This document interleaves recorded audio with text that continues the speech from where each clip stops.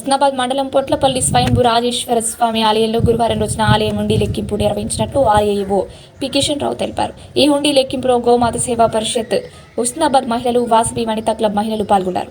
హుండీ లెక్కింపులో మొత్తం 12,90,627 వచ్చినట్లు ఈవో కిషన్ రావు తెలిపారు.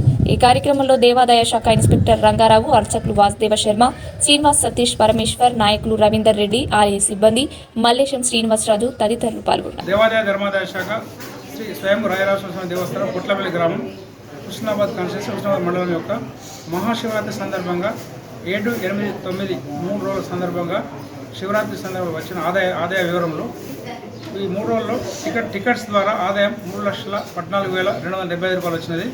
మరియు డిజిటల్ హుండీ ద్వారా 33,702 రూపాయలు.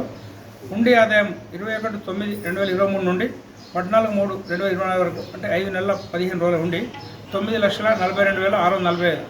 మొత్తం కలిసి శివరాత్రి సందర్భంగా వచ్చిన ఆదాయం 12,90,622 రూపాయలు వచ్చినది. ఇటు హుండీ కార్యక్రమంలో మా ఇన్స్పెక్టర్ రంగారావు గారు మరియు ఊరి ప్రముఖులు మరియు భక్త సమాజం వారి గ్రూప్ వాళ్ళు 28 లేడీస్ వారు వచ్చి హుండీ లెక్కించడం జరిగింది.